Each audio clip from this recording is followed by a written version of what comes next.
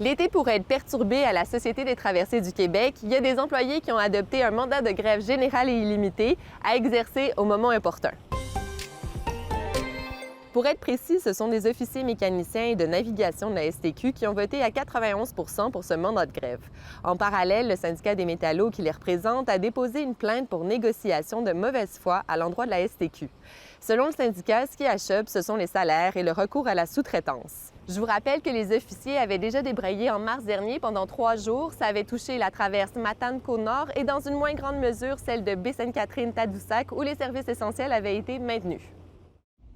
À cette île, il y a une trentaine d'élèves de l'école secondaire Queen Elizabeth qui ont séché leurs cours aujourd'hui pour protester contre l'interdiction du cellulaire à l'école. Ils ont répondu à un appel à la grève qui a été lancé sur les réseaux sociaux à l'échelle du Québec. Les jeunes manifestants s'opposent principalement à la directive pour des questions de sécurité et de liberté.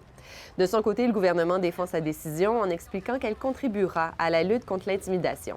D'ailleurs, si le sujet vous intéresse, allez regarder la vidéo verticale de Renaud Chicoine-Mackenzie qu'il a faite avec les jeunes de l'Institut d'enseignement de cette île. Et on continue de parler de jeunes, mais cette fois au sujet des VTT.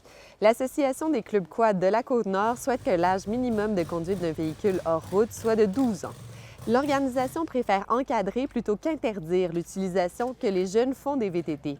Le regroupement pense qu'en abaissant l'âge légal, en misant sur la formation des jeunes et sur un véhicule adapté, il y aurait moins d'accidents. Cette déclaration détonne avec la position de la Société canadienne de pédiatrie qui, elle, réclame une réglementation plus stricte.